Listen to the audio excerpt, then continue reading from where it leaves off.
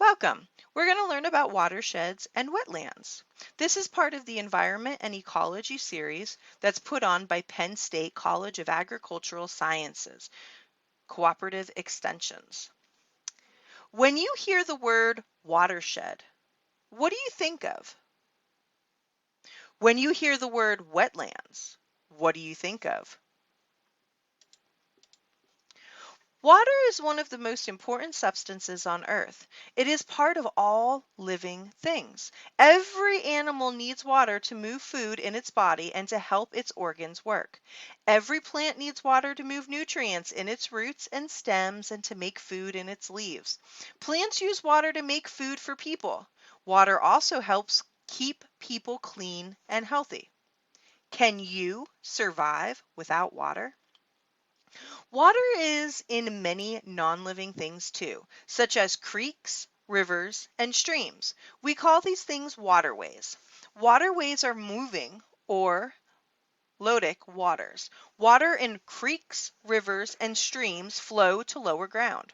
Some water stays still or almost still. Still or lentic waters include ponds, lakes, and swamps. Still water cannot move because soil and rocks usually hold it in one place. Still water is also called standing water. Let's chat. I want you to think about, why is water so important? Moving and still waters differ in many ways.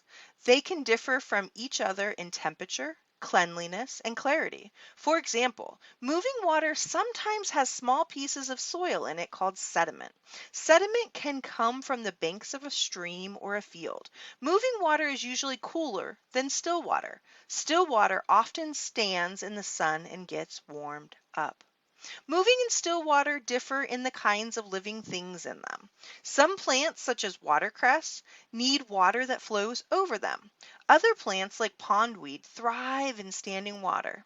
Many insects and fish need moving water to bring them food.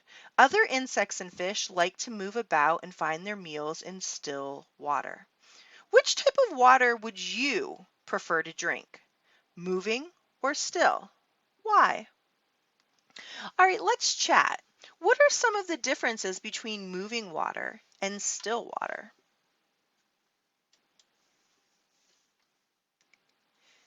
There's a picture up here of icicles. Icicles are cold, solid water.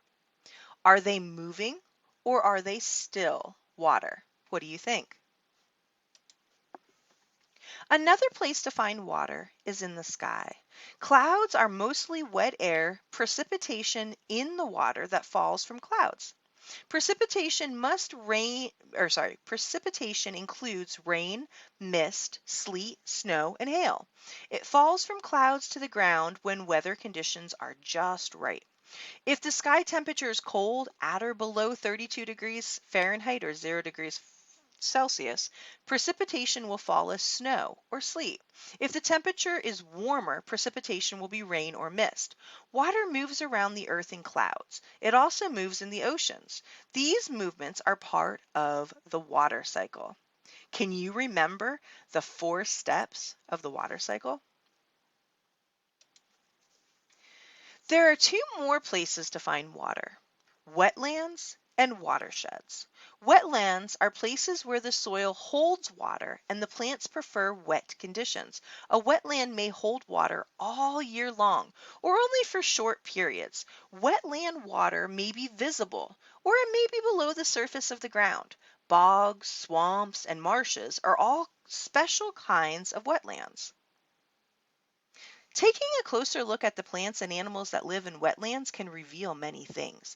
Cattails, like the picture on the left, produce thousands of seeds that spread by wind and water. Turtles, the picture on the right, have scaly legs shaped like paddles to help them swim.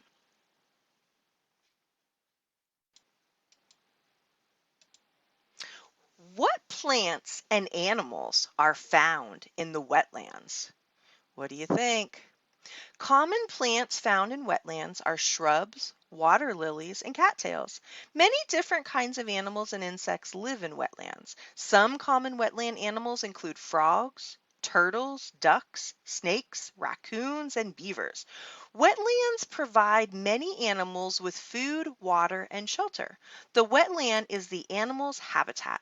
Wetlands are great places to watch the wildlife. Wetlands are also important for a healthy environment. They help clean and filter water that moves through them. They can also hold back water and prevent flooding. What do you like best about wetlands? A watershed is a little harder to describe. A watershed is all the land area that provides water to a specific stream, lake, or other body of water. For example, a small stream that runs through a valley gets its water from the hills and land above the stream. The watershed for that stream or river may be very large. This watershed for a pond includes all the land around and above the pond that drains water into that pond. This does not include the land below the pond that drains water away from or into a stream or creek. A watershed is sometimes called a drainage area, but it is more than just a space or a place. A watershed includes all the living and non-living things within it. Why? Because these things use and can hold water too. They are part of the watershed. The watershed in this picture drains into the river that flows in the valley. Can you see the small streams that flow into the river? Can you see rain falling on the hills? Groundwater is in the soil and stones below the surface of the land. It is in the watershed too. What living things contain water in this watershed? So if you look here up at this picture, I don't know if we can see my pointer. You can see, let me see if I can grab pointer here. So if you look along this, you can see the stream coming down. Okay, here's my river. Everything that comes off of the mountains, the fields, the mountains over here. So we have mountains over here, all of this water. Okay, all of this water, all of this water, all of this water, all of this is going to exit into the river. That is called a watershed. So what kind of living things do you think live in this watershed? Water is an amazing substance. Life could not exist without it. Water is almost everywhere. It is in all living things. It's in soil, rivers, streams, ponds, wetlands, and watersheds. Water makes us who we are, rains on our heads, and connects us to the world. The water we have today is what was here in the past and what will be here in the future. We must do our best to protect it and keep it clean and use it wisely. So let's think of what is another name for using a resource wisely.